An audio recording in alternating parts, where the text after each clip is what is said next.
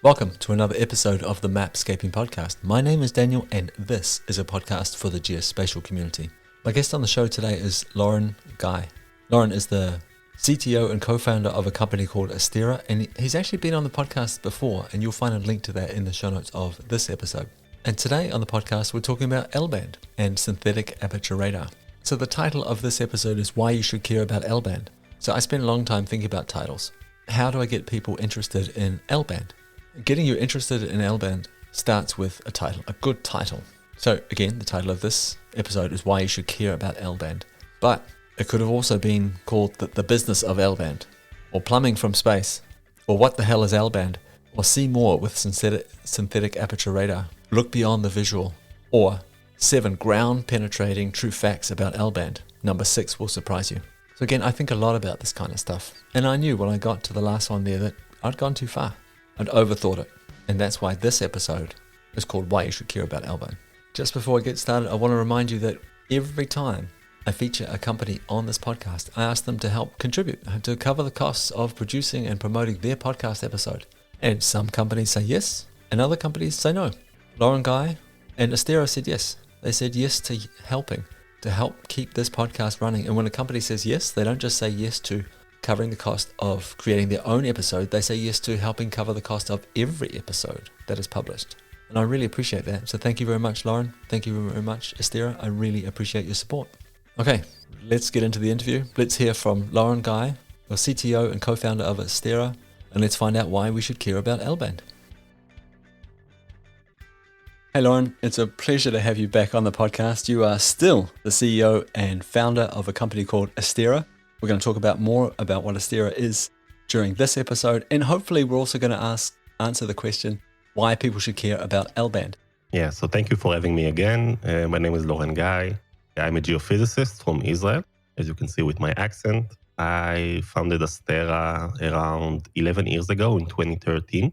Asterra is quite unique because we are using L-band and using synthetic aperture radar for commercial usages, which you don't usually see. About my background, as I said, I'm a geophysicist. During my studies here in Israel, in Ben Gurion University and the Hebrew University, I worked on different SAR projects. I think the most interesting one is using SAR on finding indications of water in other planets, and more specifically Mars. And this is how I got to know SAR, water, and this entire industry. I think it'd be a great time to mention that you've been on the podcast before, hence the welcome back to the podcast. I'll put a link to that previous episode in the show notes. And I got to say, that's well worth listening to. I really enjoyed that last conversation with you, and I find myself referring back to it time and time again on this podcast and in other conversations. So to the listeners, please take the time, check out that link in the show notes and listen to that. It's fantastic. You mentioned L-band, and this is part of the promise of this podcast episode. Why should people care about it? Can we start with this basic idea of bands first and then sort of move off and talk about L-band in specifically within synthetic aperture radar? So a lot of the listeners will be familiar with the visual spectrum, taking visual images of the Earth from satellites. They might think of RGB, the red, green, blue bands at a range of between 400 and 700 nanometers. This represents the visual spectrum. Does SAR have the same thing? We call it L-band. Do we also have these sort of defined blocks where people usually collect data? Yeah, definitely. So we can take a step back for a second and speak about the electromagnetic spectrum. So as you said, most of the remote sensing knowledge or most of the remote sensing information is within the optical light.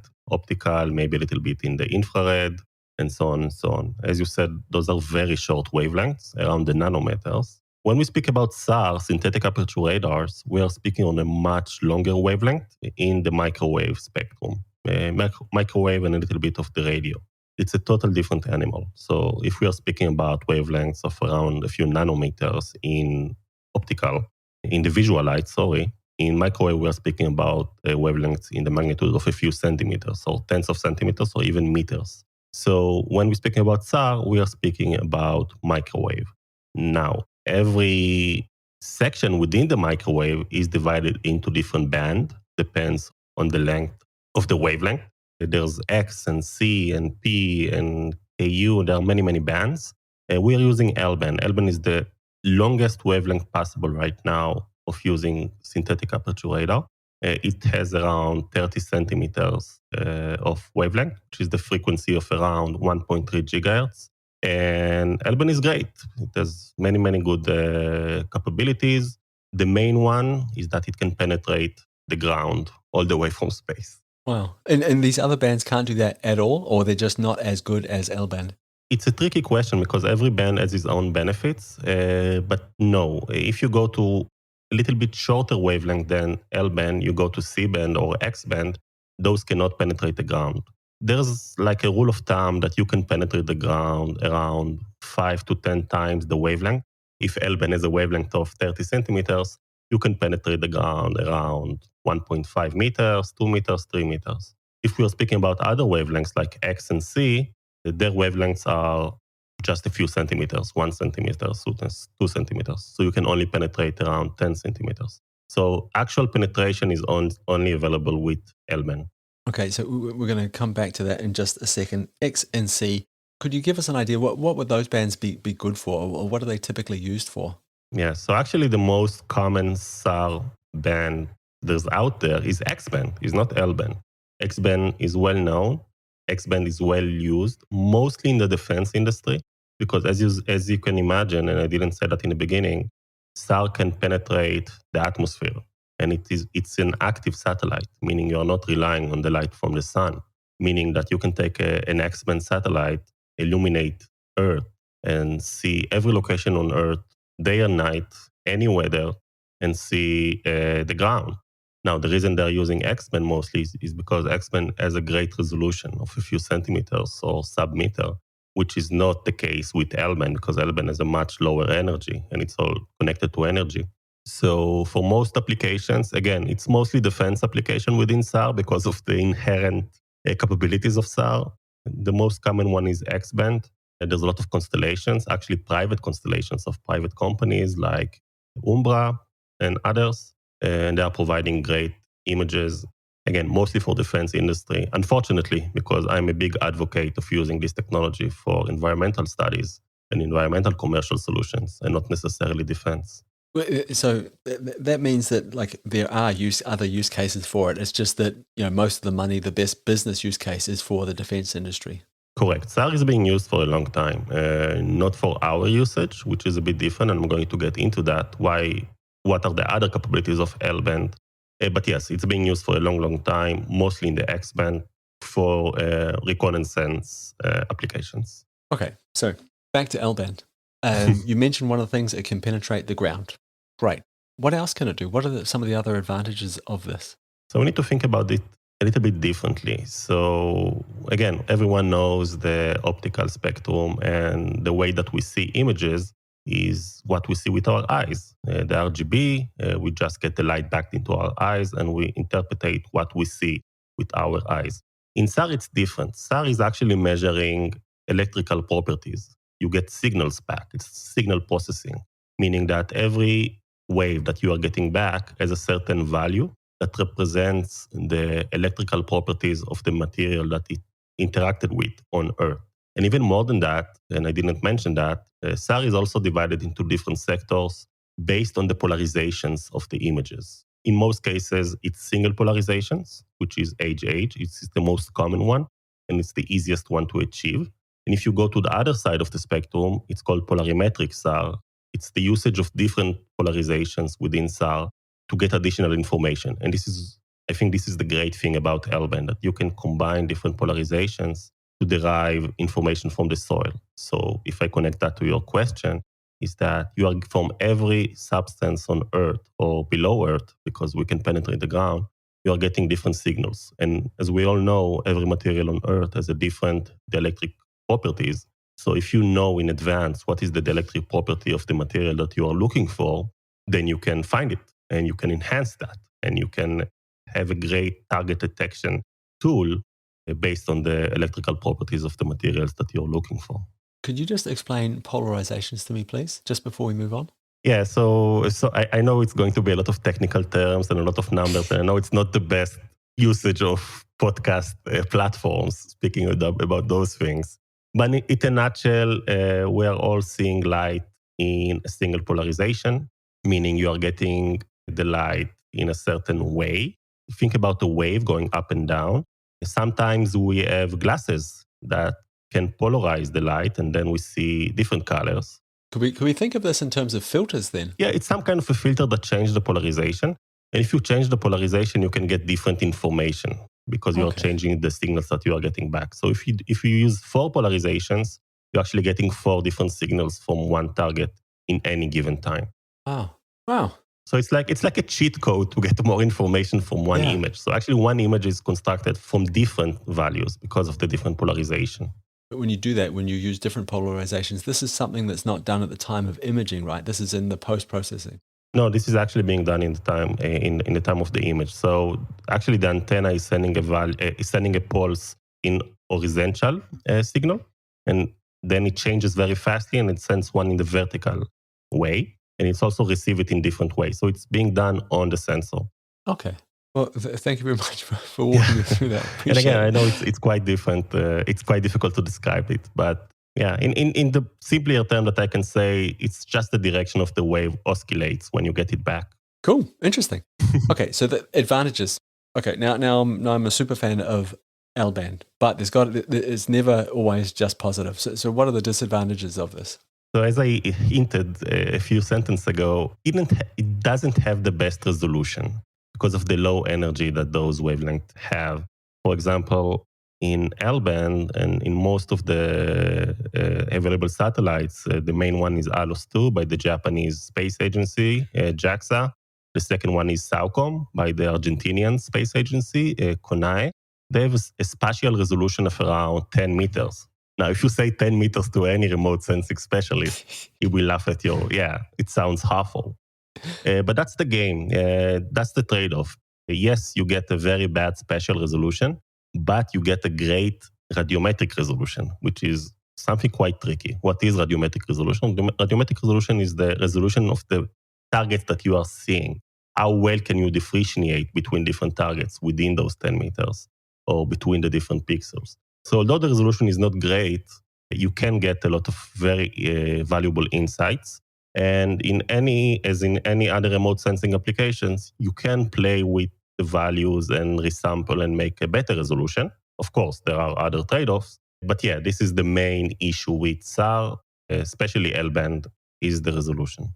Also, another very, very common shortcoming, and I think it's quite apparent from our discussion up until this point, it has a very high entry point. It's not as intuitive as optical.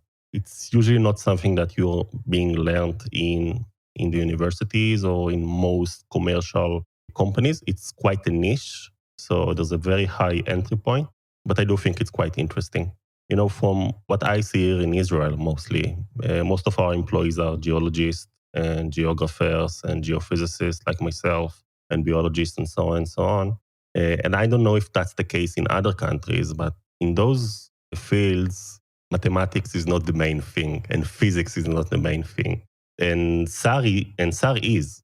So, you know, it's very overwhelming and it's very intimidating for many, many new employees or many, many new students when they see that.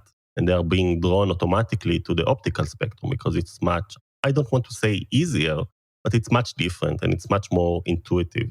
So as an employer, it's very hard to find employees in that because everyone is being, again, I don't want to say hard word, but it's very difficult to get into that. But I do think it's very rewarding because you see so much that you don't see with your eyes. You know, people don't realize that the visual light is only 0.003% of the spectrum. It's nothing. We are blind. There's so many information around us that we don't see. Now, if you speak about the microwave spectrum and the radio spectrum, it's 15% of the spectrum. So 15% opposed to 0.003%. This is so many information that if someone will take the risk and try to get into that, and I say risk, quote unquote, I think it's so rewarding because there are so many around us that we can see. Now, I remember from our previous conversation, there was something about noise and cell phone towers as well. Correct. And yeah, that's another big shortcoming. Thank you for reminding me. As I said, L-band is around 1.3 gigahertz. And if that number sounds familiar to you, it's the same frequency as cell phones, mostly the older generations of 2G and 3G. So if you take an image of an urban environment, and this is what usually you want to do in commercial solutions, and this is what we do in Asterra, you get a big white cloud of noise because you are gathering all the informations of all the cell phones within that city. That's why when you look on research of L-band, it's usually in the middle of nowhere. So as I said, I worked on L-band in Mars. There are no cell phone on Mars, so everything is quiet. And usually you see researchers in agriculture and in deserts because those are the environments that you can work with L-band because there's no noise. And one of the biggest obstacles of using L-band for commercial urban solutions is overcoming the noise. So yes, I know Astera is looking for water and other things, but actually 90% of our IP is cleaning noise. We are a noise cleaning company because you want to use your IP and you want to use your signal processing capabilities to remove the noise. And let's take, for example, we are taking an image of London in the UK. We want to remove the noise as much as possible to make London appear in Mars with no cell phones. And once you do that, then you can get the information that you need from the soil, which is actually great because those 90% of noise removal, they are the same 90% for any solution that we are doing. So you need to change only the other 10% of the actual substance that you're looking for. So that's great for scaling up, which is of course great for startups. But yes, noise is a big, big issue. And we found that the way to overcome that is using pulsar, polarimetric SAR, because using the polarizations, we can actually define what is the noise, what is the source of the noise. Yes, noises can come from cell phones, but they also can come from ground radars, from airports. They can come from high-rise tall buildings and other sources. Sometimes vegetation can change the polarization and create chaos. So yeah, that's the big obstacle for sure. Yeah, I remember that. Like I say, I remember that from our previous conversation. There was something there, and it was worth asking you about that again. You know, it's funny for me. It's such a day-to-day thing that I forgot to speak about that. But yeah, noise is a big issue. It must be a big issue if you describe yourself as a noise cleaning company. That's fantastic. Yeah. And when I give presentations visually, I always love to show an image of San Francisco. In most remote sensing applications, when you give, in the academy, when you give some example, you give San Francisco. Yeah. For some reason, I don't know the origin of that. But I give an example of San Francisco and you see the big white cloud of noise in the downtown area. Then I go to the next slide and then everything is dark. And it's so different. And then you can see the issues that you are looking for. We talk about cell phones and cell phone towers. I think you said mostly 2G, 3G. Is this getting better as people are moving on to 4G, 5G? Or is it just a different problem to solve? Yes and no. Yes, as we go to 4G and 5G, those are much shorter wavelengths, so they are not in the L-band necessarily. By the way, they are going toward the X-band in those bands, but it does help us in L-band. But we do see a lot of issues right now with airports because radars are there to stay, and there are new systems called ADS-B systems in airports and aircrafts that can cause issues for us. And, I live in Israel, which is a big defense country. When you take an image of Israel, you see nothing because of the radars. And I don't know if you know that, and I don't want to get deep into that, but lately, because of all of the issues, we're jamming GPS signals in Israel. So if you go on Waze or some other driving application, you are like 50 kilometers away from your location. So imagine the chaos that it also creates for our images here in Israel. So yeah, there's so many sources that can deviate your signals. And I think, as I said, the main IP is to actually identify what is the source and remove it smartly. Yeah. Wow. But after all of that, you still love L-band. It's still the one. Yeah, L-band is amazing. I have a funny story. I recruited a person into the company a few months ago. And every time I recruit a person, I give them an exam to do at home. So one of the exams that I gave him, actually her, it was a lady, one of the exams I gave her is, please analyze a certain location in Nevada, US, that I want to find different things. And please use those polarizations and those images. And she had a great test. And then I called her to my office to have a verbal interview. And she actually printed the output of that image on a canvas and gave it to me because it was so pretty. You can get so much information. Now, I told her looks like a bribe that you are giving me a canvas as a gift, but it was so beautiful. She doesn't work with us now, but I didn't accept her from other reasons. But that was so lovely. And yeah, I love Elben. It gives you so much information that you cannot see with your eyes. And it's amazing. It's amazing. Has anybody ever accused you of being a geek? Every day, especially for my wife and my kids. When everyone asks my kids, what do I do? And I have big kids. I have a son which is 13, a daughter which is 10, and a daughter which is 6. They cannot explain, my dad is doing things with Tsar and those kind of things. So they have one answer. He's a plumber from space. That's what they usually say, which is great. I love that nickname. I embrace it quite nicely. But yeah, I'm a geek. I love video games. I play music. Yeah, I'm proud to be a geek. I think being a geek in 2024 is much better than being a geek in 2020 or 2000 or something like that. Totally. I totally agree. And you should embrace it. Beautiful segue, by the way, a plumber from space. So my next line of questions was to try and understand, okay, what are the use cases? Again, I'd like to refer back to our previous conversation for people because you go into much more detail there. But maybe you could start with, being a plumber from space. What do you mean by that? Yeah, so as I said, most of the applications with SAR are defense applications. And especially if you live in Israel, most of the times you're going to the defense industries. I said that I don't want to do that. I want to help the environment. I want to help Earth. And I was amazed to learn that water leakages is a big issue all around the world. 30% of the water, 30% of the water that are being lost in the pipes between the reservoirs that they are being taken from or from the desalination plants to your house. They are being lost along the way. In the UK, it can get to 50%. In the US, it can get to 40%, but that's a lot of water. But that's not just the amount of water. 20% of the energy of the US, Australia, UK, any other Western country, 20% of the energy is pushing water. Now imagine out of those 20%, 30% is just going into the ground. So 7% of the energy of the country is just going into the waste, which is crazy. So as I said, during my studies, I worked on finding liquids on Mars. So I said, we can do the same here on Earth. We can find water. And not just any water, we can find leakages. If you are recalling, I said that if you know the dielectric properties of different materials, you can detect them with L-band. So if I know exactly what is the dielectric properties of treated water opposed to other kinds of water, I can find it under the ground. And if I see it under the ground, it has to be a leakage. From space, I can say if the water in your cup came from the tap or from the rain or other stuff based on the conductivity, which is derived from the salinity of the water. So yeah, we find leakages from space all around the world. Up until now, we found, verified, digged, and fixed 118,000 leakages all around the world. We're working with 65 countries, and that's the great thing about working with satellite. We can task it everywhere we want.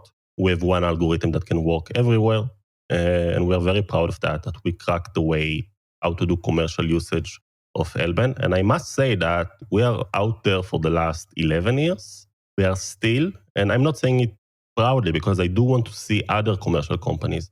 We are still the only commercial L-band company out there, which is crazy, I think. But I do think it's going to change because you see more and more satellites are being launched in L-band and you do see the traction. So I do think the next 10 years are going to be much, much more interesting. Also, NASA is launching a satellite, which I'm sure is going to get a lot of users and commercial usage and so on and so on.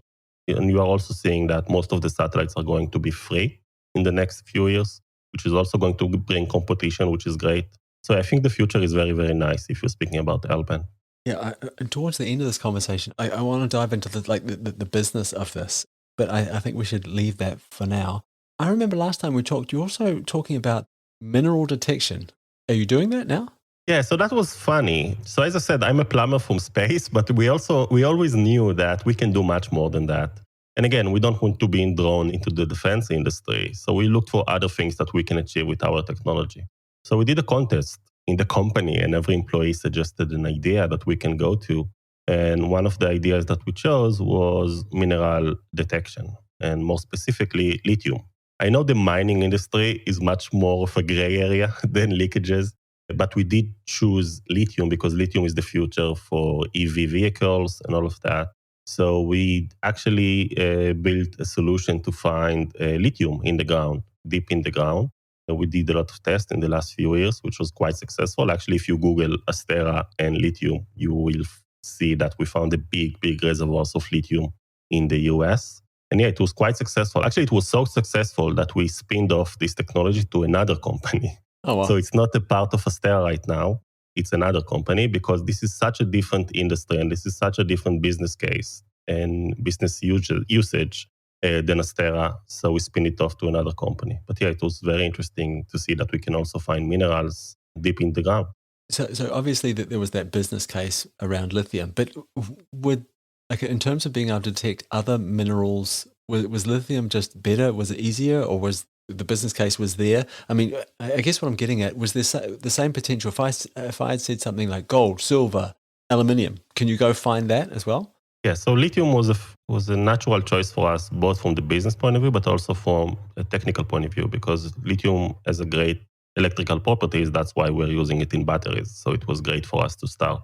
But every other material, every other mineral, and I'm a geologist in my bachelor degree, every other mineral has a certain dielectric property. So if you know what you're looking for, yes, you can detect it. And as you can imagine, when I walked in the biggest mineral conference in Toronto, it's called PDAC last year, I was sure that everyone will be amazed with the lithium stuff. But no, everyone is interested with gold and copper and those kind of things. So that was naturally the question that always are rising up. And yes, that's why we spin it off to another company because there's so much to do over there. And yes, we are building solution to other minerals as well. If we go back to, being a plumber from space, talking about water leakage, because this is what you're still doing in terms of your work with Astera today. What about soil moisture mapping, for example? Is that the same as finding leaking drinking water? Actually, it's much easier if it's funny, because when you're looking for leakages, you're looking for a very specific kind of water. You are looking for a very specific target detection. It's like looking for a needle in a haystack because you're looking for a very small target. And let me remind you, it's a 10-meter resolution pixel. Yeah. So you're looking for a very small target in a very chaotic environment within an urban city. If you're speaking about soil moisture in general, and this is our other solution, and thank you for asking that, we are providing soil moisture maps. And why it's easier? Because you measure any kind of water and you are measuring any kind of moisture. So we are creating those maps. But unlike other solutions or indices that you see mostly around soil moisture, sometimes it's derived from thermal bands, sometimes it's derived from SAR applications. But in most cases, it's indices. What we did, and we also did that in our first solution, which is the leakages, we always build our solution from bottom up, meaning we are not building indices. We are getting samples from the soil all around the world, and we are tasking the satellites to go at the same time above us. And we correlate from what we saw in the ground to what we saw with the satellite. So we create a very accurate model to predict not only the trend of the soil moisture, but also the actual percentage of soil moisture. So yes, we provide soil moisture maps mostly for infrastructure purposes.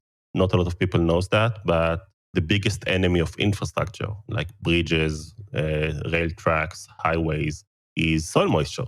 75% of the issues around infrastructure are being caused because of high soil moisture, which is not drained correctly, or they are being in a place that they shouldn't be. Sinkholes is the obvious things that comes to mind, but also landslides and other stuff. So if we can, from space, monitor large, huge areas with a SAR image and pinpoint the utility or the client to exact locations where we see high soil moisture around key infrastructure, and they can go and fix it, that's a big game changer. And yes, this is our second product when we launched it a few years ago, and there's great traction around that. And we're not only saving water now, and I don't want to sound too corny, but we also save lives, and we have some actual cases that we encountered.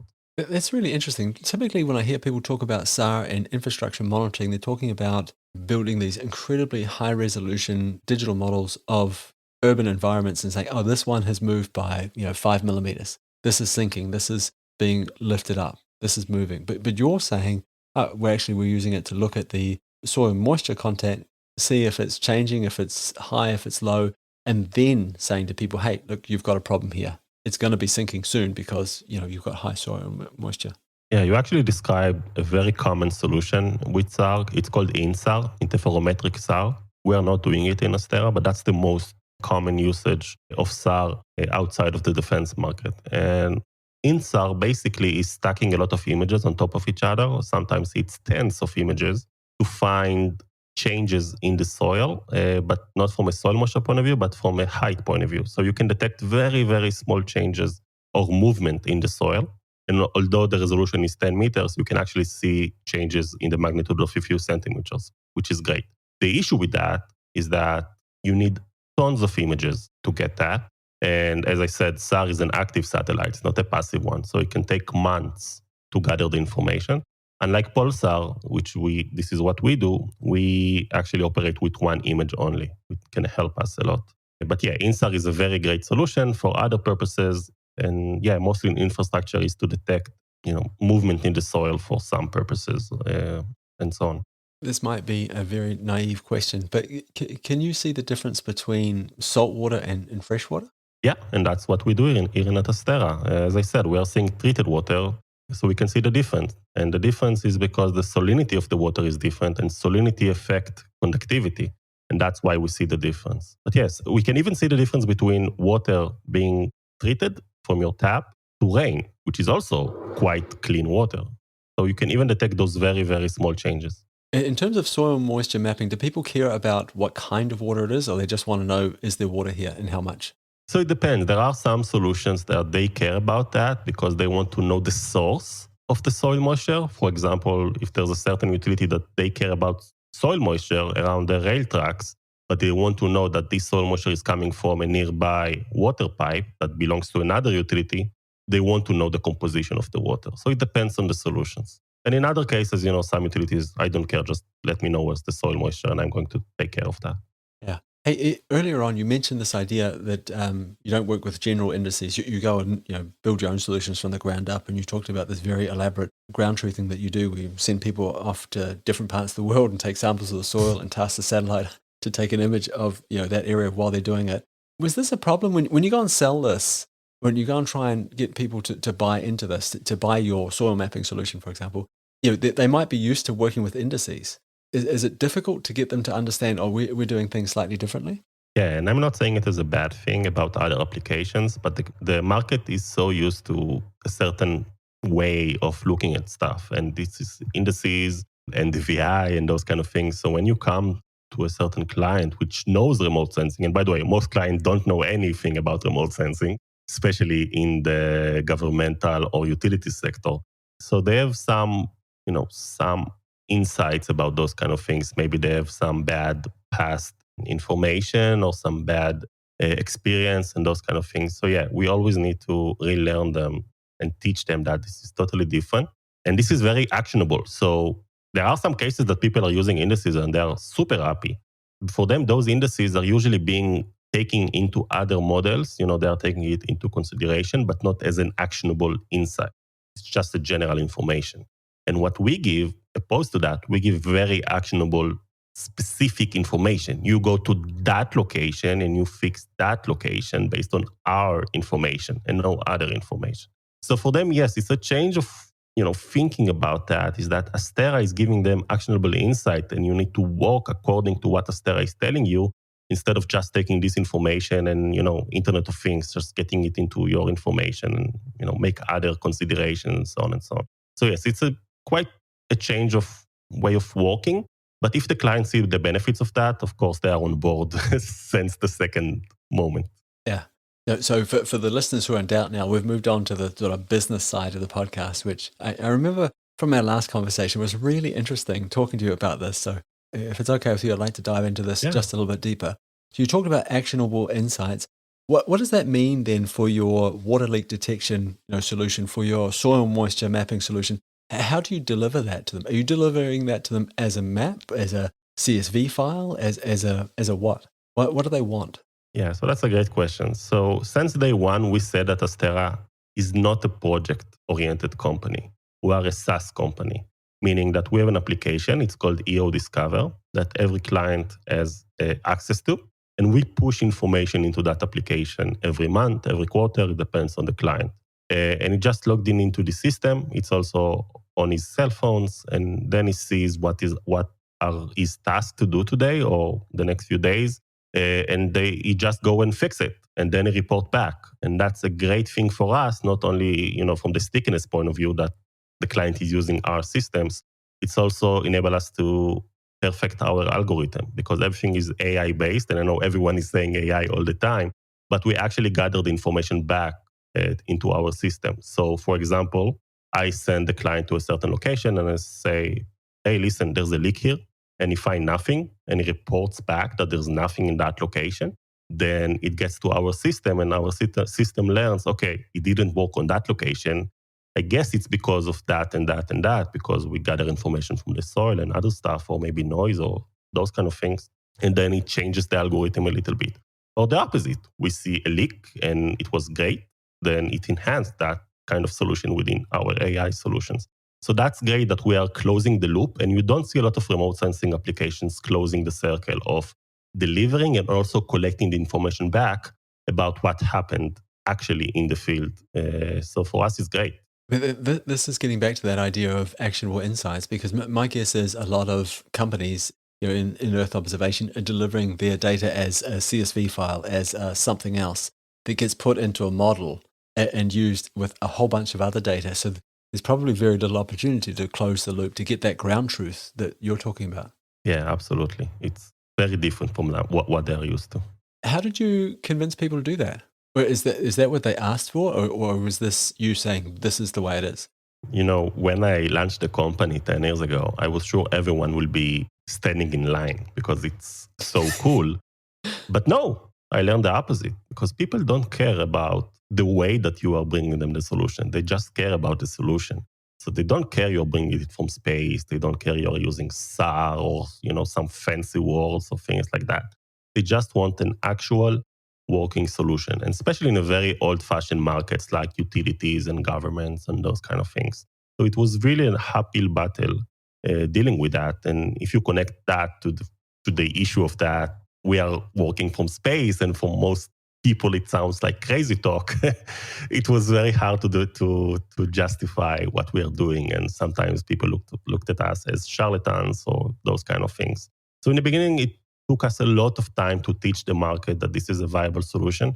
And of course, the only way to do that is to show them actual results. I always joke that the best selling tool that we had in the beginning, as Israelis, we can be sometimes quite not PC or not very nice. So sometimes we went to a certain utility in the first sell pitch, and we also already analyzed the city in advance. So when we went to that client and to the utility manager, we showed him on the map where are all of these issues is and where are all of his leakages. And he just looking at the screen, he said, "Who told you about that? Why are you looking at my cities? Why are you seeing my leakages?" It's like a big punch to their faces, because we can see the things that they are, quote unquote, trying to hide. And this is the best selling tool. If you can frighten the other side, you can sell in an instant. So yeah, it was a battle, but as we gained confidence in the system and as the clients gained confidence in the system, and of course we are not perfect even today. When we launched the solution, our success rate was only 20%, meaning out of 10 locations, only 2 were correct. And as a scientist, it sounds awful, but that was twice better than what they had. So even with 20%, we had a great commercial solution. But right now, where we are around 86%, 90%, wow. Of course, the market trusts us much more, and we trust the solution much more. And yeah, it's much easier right now. Do you think you would have been able to get to that 80% or 90% that you said before as quickly without that direct feedback that we were talking about earlier? So it's a funny question, because as a geophysicist who knows nothing about AI, I want to say that my algorithm brought it to 86% and that's it. But no. Actually, we had some kind of a glass ceiling of around 60%, 50% that we could not break, only based on geophysics, because of the chaotic nature of SAR and that you cannot predict everything.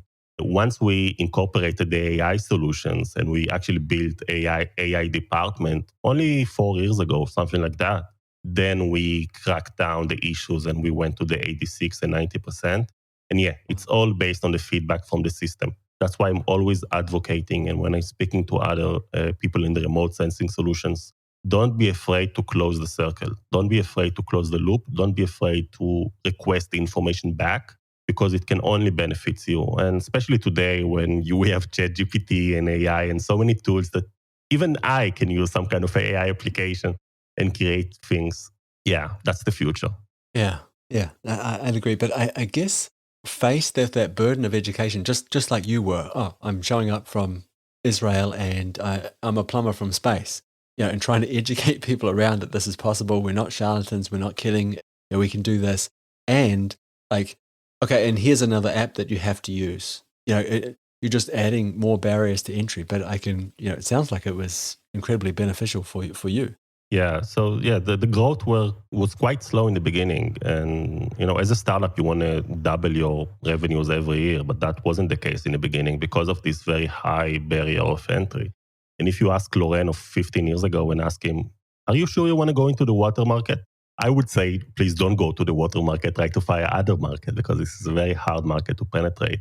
But on the flip side, it's a very sticky business. So if you are good and if the clients likes you, they're here to stay. But yeah, we see the dividends of that now because right now the scaling up and the revenues, they are going much more rapidly when the market trusts you. So yes, it's a uphill battle, especially for startups. Not a lot of resources and capital. I'm always very proud to say that Astera only raised $9 million in 10 years, which is nothing. If you see other startups, they are raising 30 million, 50 million, almost every couple of years. So raising only $9 million and getting actual revenues, and if we can be break even today or even get profit. It's crazy. And I'm so proud to say that we have 90 employees. Yeah, it's amazing. Yeah, congratulations. That sounds like a lot of hard work, to be perfectly honest. Well done. So we've talked about L-band and why it is amazing, and I agree. It sounds incredible. Maybe slightly too complicated for someone like me, but I can when you talk about it, I can see the potential in it, and you can clearly see the potential in it as well. And you said earlier on that hey, you were surprised that there weren't many other commercial L-band companies, but you also made a prediction that they are coming. Would you ever consider buying your own satellite to protect your data source, to own the data source? Yeah, that's a great question. As I said, we are using different satellites, but they are not commercial satellites. They belong to space agencies and they are not commercially oriented. So sometimes I ask for an image and they just say no. Why? Because there's no reason. They just don't want to give me the image from their point of view. And as a commercial solution, of course, it's an issue for me because if I promise the client an image tomorrow, I need to provide an image tomorrow. Of course, we can mitigate that as we have more and more satellites being launched. But yes, it's a big issue sometimes. So yes, we have aspiration to launch our own satellites, and we are being deep into discussion in the last couple of years with very big names to do that. Hopefully, we will have something to say in the next 12 months about that. But yeah, we have to control our own destiny. That's the only way that we can provide reliable SLA to our clients. When you think about launching your own satellite, in a perfect world, how many satellites would that be? Is it a massive constellation or would one be enough? No, it depends on the solution. So up until now, our solutions are not mission critical, meaning that, I'm looking for a leakage. So I don't have to find it now. I can find it next week and nothing will happen. So having an image every week, every few days is okay. But as we move forward, and I can give you a great example, Asterra has a patent about finding gas leakages. We have it for the last 6 years, but we are not selling it because we cannot provide an image every day. Because if there's a gas leak, you need to know today, not next week. So as we move to more satellites and being able to take an image every day, we can move to more mission critical solutions like gas leakages, like maybe agriculture, maybe other stuff. And it can open a big umbrella of other solutions for us. So yes, so we aim to have an image every day or even a few times a day. And in order to get that, we need a constellation of around 3-4 satellites. And this is our goal in the next 10 years. Yeah, you just mentioned gas leakages, and we've also talked about soil moisture mapping and finding treated water leaks from space. Is there a way of kind of summing this up? Like what makes a really great business case for an Earth observation company? So you need to find a market. That's the biggest issue, I think. Remote sensing, although we come from this field, we know that genre for the last 20 years. I was in the university 20 years ago. So it's not new for us, but it's very, very new to the other side. And yes, you can sell to entities that are using to remote sensing, but in those kind of locations, it's like a red ocean of rivals. There's so many competition, good and bad, that doesn't matter. But there's so many companies claiming they have remote sensing. There's so many companies. I think the most obvious example is agriculture. There are so many solutions that strive to give solution for agriculture. And I think that from so many solutions, you don't see the actual issues and you don't see actual solutions. So I think the biggest clue that I can give is to try to find a market which is not necessarily using remote sensing today, but it is a technological market that can see the benefits from that. I can give you a great example, the insurance market. Insurance has a great, of course, upside and a lot of money in that. And they're using a lot of resources for underwriting and those kind of things. Imagine that if they can use remote sensing for underwriting purposes. I can give you a great example. Let's say a big insurance company wants to insure a water utility. In order to insure the water utility, they need to know information. So they can take an image of the city, see the actual issues of the city, and decide about the underwriting based on that. Sounds like a great solution. So think about those kind of markets with a lot of money, with actual reason to change and get more upside for their solutions because they can earn more money, and try to strive into those blue oceans that you don't see many competition. And I know in 2024 it's fine to find those. It's hard to find those markets because there are people everywhere and there are companies everywhere. But if you have a good solution, you can definitely stand up and stand out above other companies. Yeah, I think that's some really great advice. I want to maybe tack something onto that, not being the businessman you are, but when you said like an actual reason to change, I think that's one thing, but I would add like, and also want to change, like they're actively looking to change. Because I think trying to get someone to change who you might think they have a great reason to do it, but unless they think they have a great reason to do it or actually want to change, I think it'd be really hard.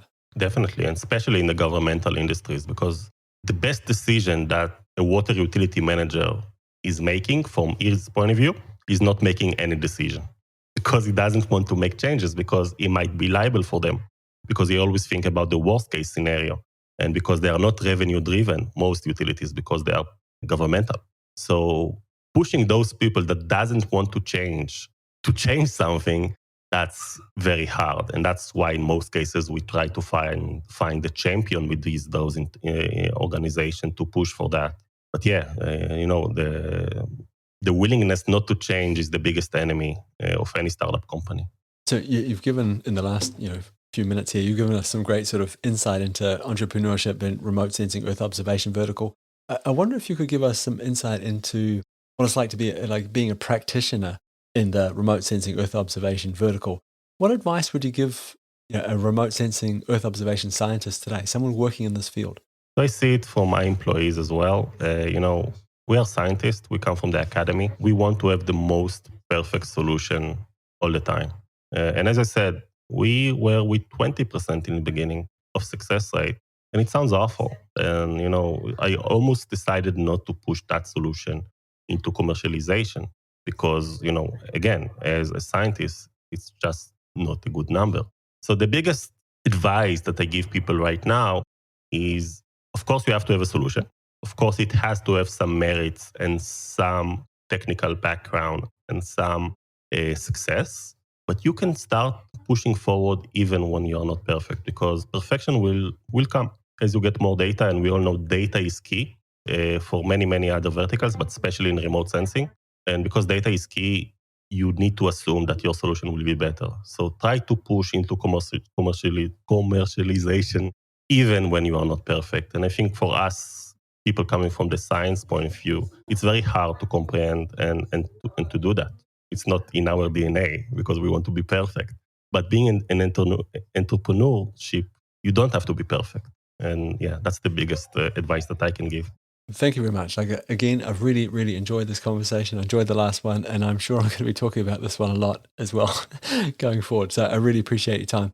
Where can I go? So we mentioned the name of the company, Astera. I'll put a link to that in the show notes. Is there anywhere else we can send people if they want to learn more or if they want to follow along? Yeah, Asterra.io is a great location to find more about that. You can approach me on LinkedIn, Lauren Guy. I'm always answering, and I always love to speak with new people. I'm also in a lot of conferences all around the world, so you can always search for my name in remote sensing conferences. And yeah, I think there are many ways to get a hold of us. Wonderful. Thank you so much for your time, Lauren. Really enjoyed it. Cheers. My pleasure. Thank you for having me. I really hope you enjoyed that episode with Lauren Guy, CTO and co-founder of Astera. There'll be links to where you can connect with Lauren and find out more about Astera in the show notes of this episode. And there'll also be a link to the episode that Lauren's been on before. Really interesting episode. I find myself referring back to it again and again, and I think I'm also going to be referring back to this episode in the future as well. So that's it for me. That's it for this week's episode of the Mapscaping podcast. I'll be back again soon. I hope that you'll take the time to join me then.